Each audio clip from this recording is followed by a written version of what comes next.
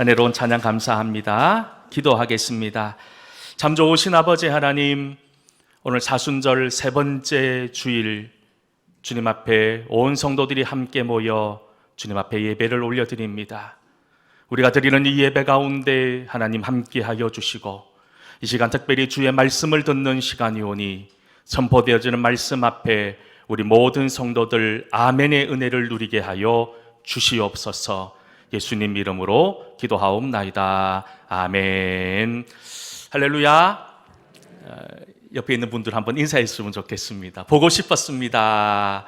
사랑합니다. 한번 인사했으면 좋겠어요. 예. 우리 교회에 이런 사랑이 넘쳐나는 은혜가 있기를 주의 이름으로 소망합니다. 충주에 가면 우리나라 유일한 여자 교도소가 있습니다. 약 800명이 수감되어져 있는 그곳에는 살인죄를 저지른 약 50여 명의 무기수가 함께 복역 중에 있다고 합니다. 예전에 이 충주 여자교도소에 관련된 보고서를 읽고 매우 큰 충격에 빠졌던 적이 있습니다. 그 이유는 그 살인을 저질렀던 살인범 절반 이상이 바로 사랑하는 남편을 살인하고 그곳에 갇혀 있었기 때문입니다. 그뿐만 아니라 부모, 형제, 친척, 그리고 애인을 살인하고 들어왔다는 거예요. 그냥 아는 사람, 그리고 모르는 사람을 살인한 경우는 단 한 건도 없었다고 합니다. 여러분, 사랑하는 사람들입니다. 사랑해서 결혼한 남편이었습니다. 평생 낳아주고 길러준 부모였습니다. 피를 나눈 형제였습니다. 그런 정말로 사랑해도 부족할 그런 나와 너무너무 가까운 사람들을 죽일 수밖에 없었던 그 안타까운 수많은 사연들, 물론 이 살인에는 많은 이유도 있겠지만 여러분, 그런 가장 큰 원인과 이유가 무엇일까요? 그들의 마음이 병들었기 때문입니다. 사랑이 있어야 될 그들의 마음에 미움과 원망이 차지해버렸습니다. 그러니 용서하지 못하고 이해하지 못해서 결국 살인이라고 하는 비참한 마침표를 찍게 되었던 것이지요. 혹여나 우리 마음속에 사랑의 마음이 아니라 원망과 미움의 마음이 뿌리내리고 있다면 오늘 우리가 함께 나누는 이 말씀을 통해서 예수 그리스도의 그 십자가의 사랑으로 치유되고 회복되어지는 놀라운 은혜가 있기를 주의 이름으로 간절히 소망합니다. 오늘 우리가 함께 읽은 본문의 말씀, 우리 성도들뿐만 아니라 교회를 다니지 않는 많은 사람들도 이 선한 사마리아인에 대한 이야기를 잘 알고 있습니다. 특히 이 선한 사마리아인이라고 하는 이 단어는 고유 명사가 되었습니다. 세계적인 권위를 가지고 있는 아메리칸 헤리티지 사전에 이 선한 사마리아인이라고 하는 단어가 등재되어져 있습니다. 그곳에 어떤 해석이 붙어 있냐면 이렇게 붙어 있습니다. 헌신적으로 다른 이들을 돕는 자비로운 사람이라는 뜻으로 적혀 있습니다. 우리나라를 포함한 거의 대부분의 선진국에서는 선한 사마리아법이라고 하는 법이 만들어져 있어요. 우리나라에도 이 선한 사마리아법이 만들어져 있습니다. 그리고 그 법은 이렇다고 합니다. 일반인이 적극적인 구호 활동을 장려하기 위해 자신에게 피해가 없음을 인식하고도 구호 행위를 의도적으로 회피하는 사람을 처벌하고 응급 환자를 돕다가 발생하는 민형 사상의 책임을 면해주는 법이 선한 사마리아법, 그리고 우리나라의 입법이 그대로 적용되고 있다는 거예요. 이처럼 선한 사마리아인은 어려움에 처한 타인을 돕는 윤리적이고 타인을 배려하는 이타적인 삶을 가르치는 어떤 대명사로 오랫동안 사용되어지고 있고 우리는 그렇게 알고 있다는 거예요. 우리 예수님께서도 물론 이 비유의 말씀을 통해서 어려움에 처해 있는 타인을 배려하는 이타적인 삶을 우리 성도들이 살아야 됨을 말씀하신 것도 있으시지만, 사실 우리 예수님께서 오늘 이 선한 사마리아인의 비유의 말씀을 통해서 우리에게 주시고자 하는 원래의 의미는 그것이 아니었다는 겁니다. 선한 사마리아인의 비유는 어느 날 한 율법학자가 예수님을 찾아오면서부터 시작됩니다. 그리고 그 율법학자가 예수님께 질문을 던집니다. 선생님, 무엇을 하여야 영생을 얻을 수 있습니까? 무엇을 해야 영생을 얻을 수 있습니까? 바로 영생에 대한 질문에서 이 비유가 시작되었다는 겁니다. 그저 단순히 윤리적인 삶, 타인을 돕는 이타적인 삶을 살라라고 하는 메시지를 주시고자 원했던 것이 아니라, 모든 사람들이 추구하길 원하는, 모든 사람들이 누리고 싶어하는 영생의 삶이 무엇인지를 오늘 이 선한 사마리아인의 비유를 통해서 우리에게 말씀해 주고 있다는 거예요. 여러분, 무엇을 해야 영생을 얻을 수 있습니까? 라고 하는 질문은 이 율법학자에만 해당되는 것이 아니라 우리 모두에게도 너무너무 중요한 질문입니다. 여러분, 영생이 무엇입니까? 영생은 그 말 그대로 영원한 생명을 의미하지요. 모든 사람은 죽음에 대한 공포와 두려움을 가지고 살아갑니다. 시간과 공간을 초월한 이 죽음이 없는 상태, 여러분, 이 죽음이 없는 상태를 온 인류는 지금까지 가지고 있었던 가장 큰 소망 가운데 하나였습니다. 그래서 어떤 시대든 이 죽음의 문제를 해결하기 위해서 무단히 노력들을 하고 있었어요. 그런데 어떻습니까? 아무리 돈이 많은 사람이라도, 아무리 엄청난 힘과 권력을 가진 사람이라고 하더라도 이 죽음의 문제를 해결하지도 극복하지도 못했다는 거예요. 그런데 성경에서는 뭐라고 말씀하고 있습니까? 우리가 너무 잘 알고 있는 요한복음 3장 16절 말씀에 주님께서는 우리에게 이렇게 말씀하고 있습니다. 우리 같이 한번 요한복음 3장 16절 말씀을 함께 읽어보도록 하겠습니다. 하나님이 세상을 이처럼 사랑하사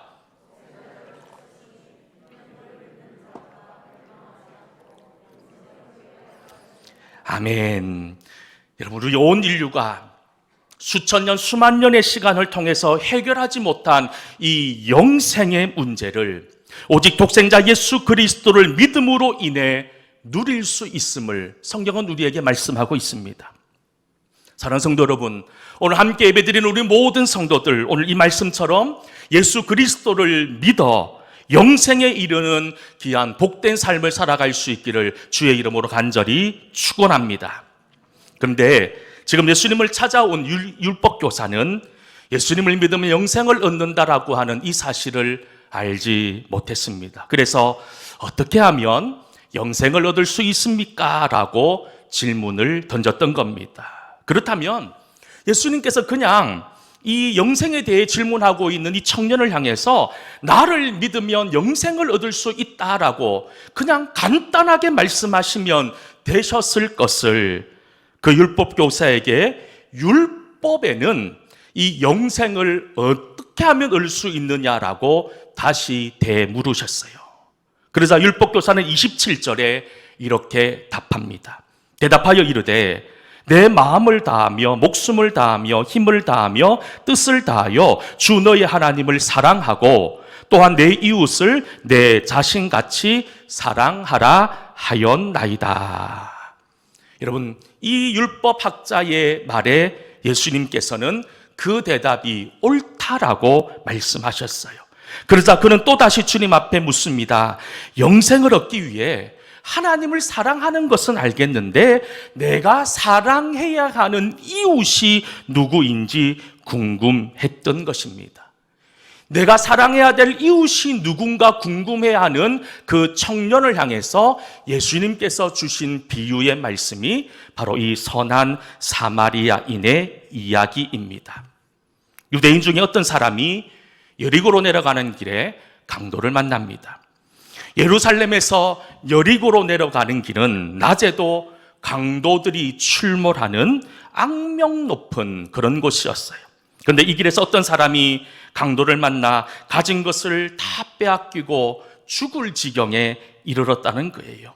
어떤 이유였는지는 모르겠지만 제사장도 지나갑니다. 레위인도 지나가지만 못 본 척하고 지나가 버립니다. 하지만 이름 모를 사마리아 한 사람은 강도 만난 사람을 보고 불쌍히 여겨 그의 상처에 기름과 포도주를 붓고 자기 짐승에 태워 주막으로 데려가서 그를 돌보아 줍니다. 그리고 그 이튿날 그 사마리아인이 떠나면서 주막 주인에게 이 사람에게 필요한 것이 있으면 모든 것을 다 해주고 부족한 것이 있으면 내가 돌아오는 길에 모두 다 갚아주겠다라고 말하고 떠났다는 이야기입니다. 우리 오늘 이 비유의 이야기를 함께 나누기 전에 그 당시 유대인과 사마리아인의 관계가 어떠했는지를 먼저 살펴볼 필요가 있습니다. 유대인들 중에서 여러분 이 전 세계에서 유대인만큼 혈통을 중요하게 생각하는 민족도 없습니다. 그런데 이렇게 혈통을 중요시하는 유대인들의 입장에서 이방 나라였던 아수르의 피가 섞여 있는 혼혈이 되어져 있는 사마리아인들은 저주의 대상이었습니다. 경건한 바리새인들이든 일반 유대인들이든 사마리아인과 접촉하는 것을 피했습니다. 의도적으로 그 지역에 들어가지도 않았습니다. 이스라엘 역사를 보면 이스라엘 백성들이 바벨론 포로기한 이후에 에스라와 느헤미야를 중심으로 예루살렘 성전을 재건하는 일 앞에 그 당시 사마리아인이었던 산발랏이라고 하는 사람이 예루살렘 성전을 건축하는데 엄청난 방해 공작을 했다는 성경의 이야기도 있습니다. 또한 알렉산더 대왕이 사마리아인들로 통해서 자신들 지역에 있는 그리심산이라고 하는 곳에서 제사를 드릴 수 있도록 더 이상 예루살렘에 있는 성전이 아니라 이 그리심산에 있는 너희들만을 위한 성전을 짓고 그곳에서 제사를 드릴 수 있도록 허락함으로 인해서 이 사마리아인과 유대인들의 관계는 완전히 파괴되어져 버렸다는 거예요. 그래서 당시 유대인들은요, 사마리아인들을 창녀보다도 사생아보다도 이방인 노예보다도 더 낮은 사람으로 취급했다는 거예요. 한마디로 유대인들의 입장에서 가까이 하면 안 되는 그런 종류의 사람이었어요. 또 사마리아인의 입장에서는 그런 유대인들에 대해서 당연히 악감정을 가질 수밖에 없지 않았겠습니까? 그렇게 유대인들에게 금수만도 못한 취급을 받았던 사마리아인이 자신을 핍박했던 유대인, 알지도 못하는 그 유대인을 정성을 다해 보살펴 주었다는 겁니다. 저는 오늘 말씀을 통해서 이 율법학자와 예수님께서 나누신 대화 중에서 두 중요한 대화를 가지고 말씀을 풀어나가려고 합니다. 먼저 이 율법학자가 예수님에게 찾아와서 던진 질문이 있었습니다. 29절 말씀에 보면 그 사람이 자기를 옳게 보이려고 예수께 여짜오되 그러면 내 이웃이 누구입니까?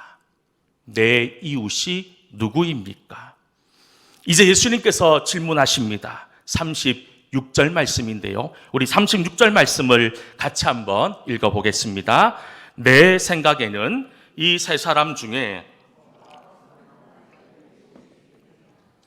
여러분 이 두 질문 율법학자는 자기가 중심이 되어서 내 이웃이 누군가에 대해 초점을 맞추고 있었다면 예수님은 내가 아니라 강도 만난 사람의 입장에서 이웃이 누구인지를 되물으셨다는 거예요.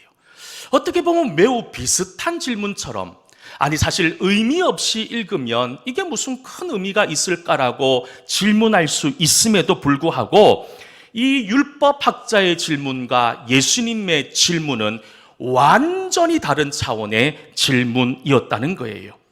율법학자나 사실 우리 모두는 내가 사랑할 사람과 내가 사랑할 수 없는 사람들을 구분해 놓고 있습니다.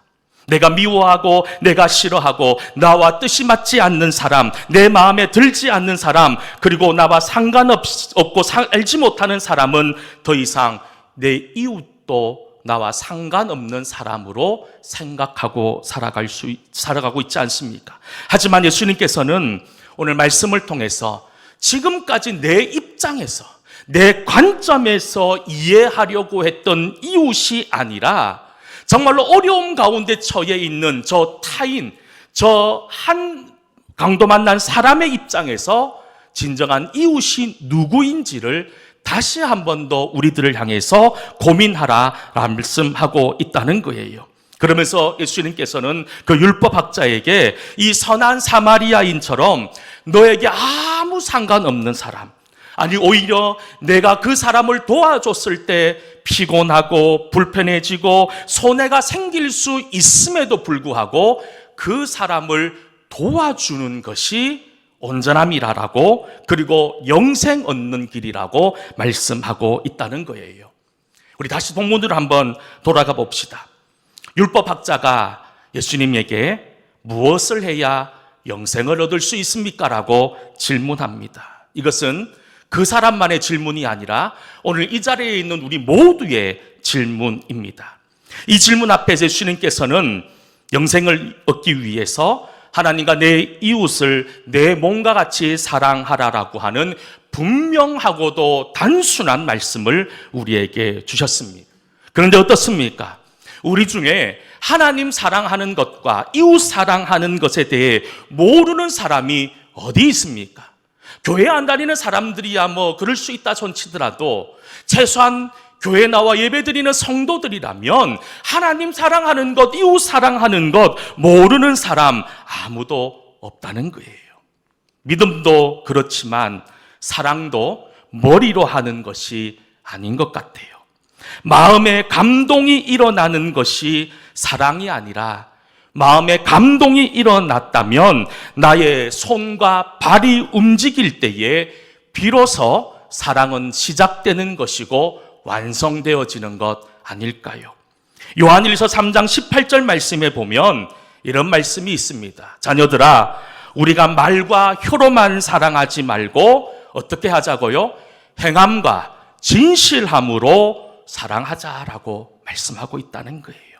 오늘날 많은 성도들이 정말 안타깝게도 행함과 진실함을 잃어버렸습니다. 그저 입에서만 맴도는, 그저 머릿속에서만 머물러 있는 그런 사랑과 믿음의 모습으로 살고 있지 않습니까?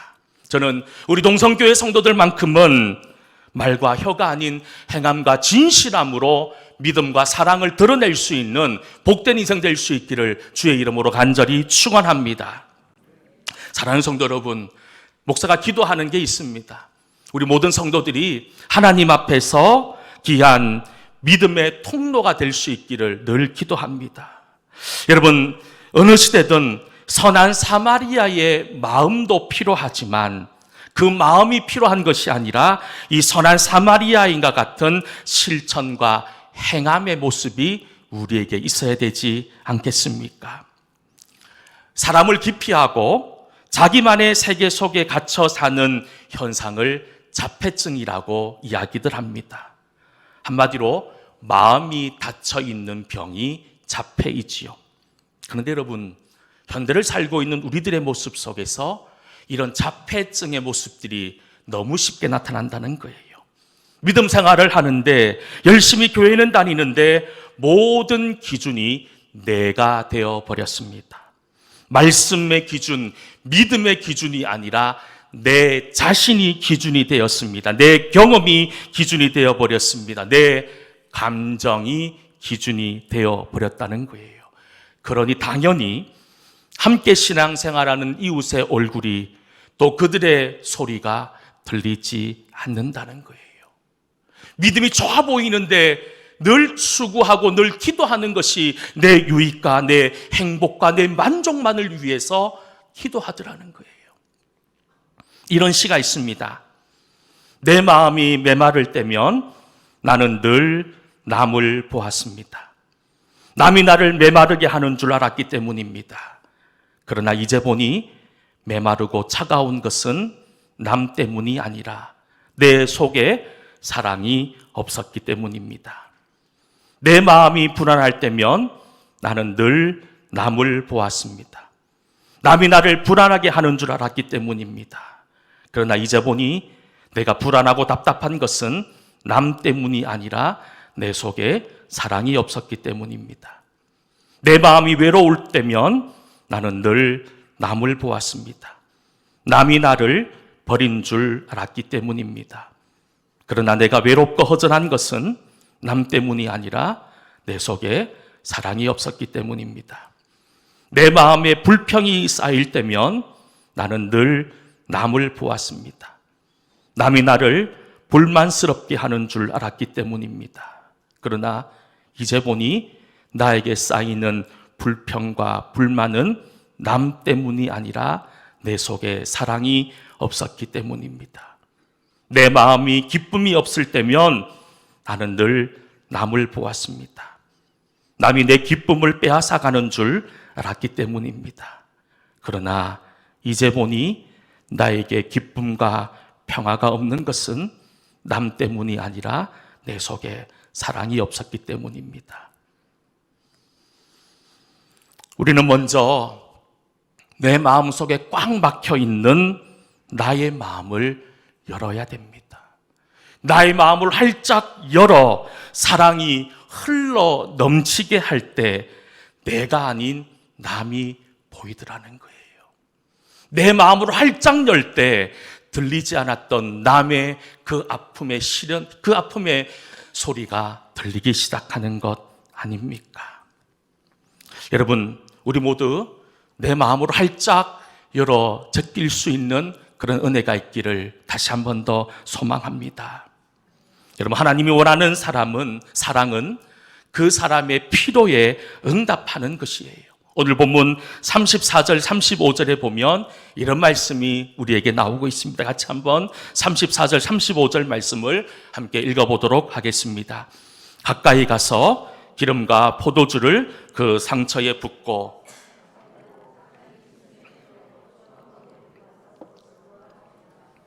그 이튿날 그가 주막 주인에게 데나리온을 둘을 내어주며 이르되 이 사람을 돌보아 주라.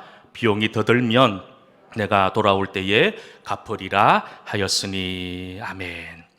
지금 이 선한 사마리아인은 이 사람에게 필요한 것이 무엇인지를 정확하게 알고 있었습니다. 왜냐하면 관심 있게 주목해서 보았기 때문입니다.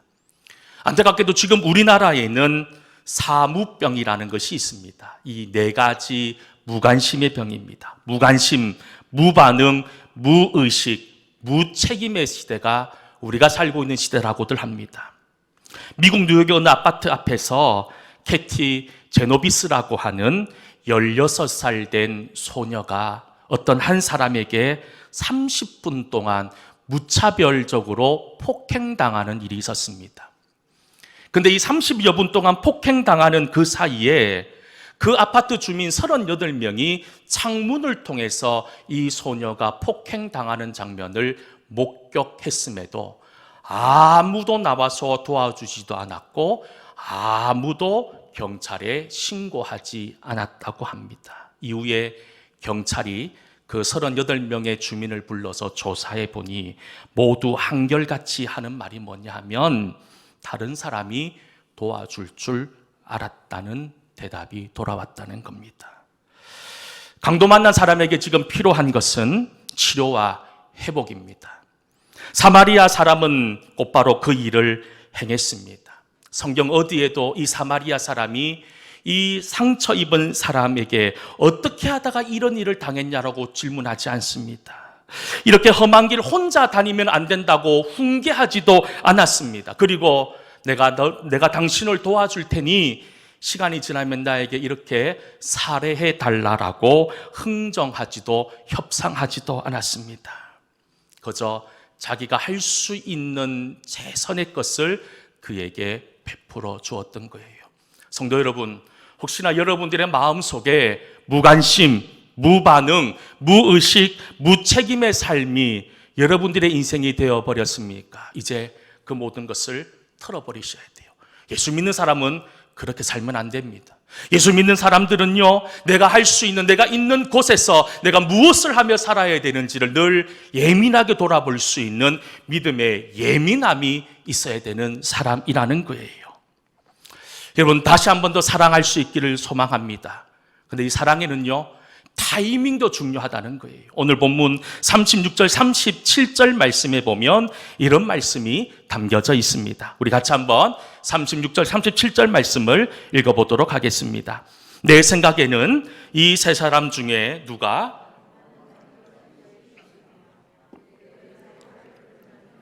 예수께서 이르시되 가서 너도 이와 같이 하라 하시니라. 아멘. 예수님은 율법학자에게 너도 가서 이렇게 하라는 거예요. 너도 가서. 오늘 우리에게도 그렇게 말씀하고 있다는 거예요. 엄마와 어린 딸 두 사람이 살고 있는 어려운 가정이 있었다고 합니다. 그 엄마는 어릴 적에 집에 불이 나서 얼굴에 화상을 입어 얼굴이 심하게 일그러져 있었습니다. 그 불로 다른 가족들은 모두 죽고 아버지와 자기만 겨우 살아남았다는 거예요. 그 일 이후로 아버지는 술만 먹으면 자기를 죽을 듯이 때리더라는 거예요. 그래서 그 집에서 도저히 살 수가 없어서 집을 뛰쳐 나오게 되었습니다. 불황자들이 사는 시설에서 몇 년을 지내고 또 그곳에서 시각장애를 가지고 있는 남편을 만나 사랑하고 결혼했습니다. 그리고 결혼하자 아이가 들어섰습니다. 딸아이가 태어났고 이제 행복한 날만 있을 줄 알았는데 이 행복이 그렇게 오래 가지 않더라는 거예요. 남편이 시름시름 앓다가 얼마 지나지 않아 목숨이 그만 생을 마감했고 또 그렇게 이쁜 딸은 아버지를 닮아 그 역시 시력을 잃어가기 시작하더라는 거예요. 그래서 그녀가 할 수 있었던 것은 그저 전철역에 나가서 구걸하는 일이었다고 합니다. 근데 참 감사하게도 어느 날 어떤 한 의사를 만나서 그 어머니, 그 여인의 일그러진 얼굴을 무료로 성형 수술을 해줄 수 있었다고 합니다. 그런데 여러 번 수술을 했음에도 불구하고 그 얼굴은 조금도 나아지지 않았다는 거예요. 그는 절망했습니다. 정말로 힘들게 살아갈 수밖에 없었던 거예요. 어느 날 사회복지사가 그 집에 방문해서 그분들이 잘 지내는지 이런저런 이야기를 하고 이제 집을 나서려고 하는데 그 아주머니가 장롱에서 검은색 비닐봉투를 하나 꺼내면서 그 사회복지사 손에 쥐어주는 거예요. 그 안을 들여다보니 100원짜리 동전이 들어있습니다. 100원짜리 동전이 들어있는 그 봉지를 받아든 그 사회복지사는 이게 뭐냐고 묻습니다. 그러자 그 어머니가 이렇게 얘기합니다. 혼자 약속한 것이 있습니다. 전철역에서 구걸하면서 100원짜리, 1000원짜리가 들어오면 생활비로 쓰고 500원짜리가 들어오면 딸아이의 눈 수술비로 저축했고 그리고 100원짜리가 들어오면 나보다 더 어려운 노인분들을 위해 드리기로 마음을 먹었다는 거예요. 그리고 그 검은색 비닐봉투 안에는 1006개의 100원짜리 동전이 들어있었다는 겁니다. 얼마쯤 될까요? 10만 원 조금 넘는 돈이에요. 10만 원 정도 되는 돈인데 이 얼마나 귀한 돈입니까? 이처럼 하루하루 힘들게 살아가는 사람도 나의 아픔뿐만 아니라 타인의 아픔을 함께 누리려고 하는데 우리 믿음의 사람은 어떠해야 됩니까? 그저 더 이상 나의 만족과 나의 유익과 나의 행복만을 추구하면 안 되지 않겠습니까? 사순절 기간을 시작하면서 우리 교회가 하고 있는 귀한 일이 있습니다. 물론 새벽에 성경 통독, 새벽 기도도 하고 있지만 이거 한샘 치고 헌금이라고 하는 귀한 영성 프로그램도 함께 하고 있습니다. 내가 당연히 누릴 수 있는 권리를 포기하며 한샘 치고 커피 한 잔 한샘 치고 내가 외식 한 번 한샘 치고 내가 옷 한 벌 사입은 셈 치고 나보다 못한 사람들을 위해서 우리가 주님 앞에 드림으로 주의 사랑을 함께 나누자라고 하는 캠페인입니다. 감사하게도 많은 분들이 동참해 주셨어요. 그리고 200만 원이 넘는 300만 원에 가까운 큰 금액이 벌써 모아졌습니다. 근데 여러분, 여전히 이 일에 무관심한 분들이 계세요. 이 일에 더 많은 우리의 관심들이 필요할 것 같아요. 그런 사랑의 실천을 통해서 여러분, 우리의 구원이 완성되어지는 것이고 하나님의 사랑이 온전히 전해진다는 사실을 늘 믿음으로 기억하시고, 우리 모든 성도들이 이런 구원의 주인공, 영생의 주인공 될 수 있기를 주의 이름으로 간절히 축원합니다. 기도하겠습니다. 은혜로우신 아버지 하나님, 우리 모든 성도들 온전히 믿음으로 살아가게 하시고 영생의 복을 누리는 은혜의 사람들 되게 하여 주시옵소서. 예수님 이름으로 기도하옵나이다. 아멘.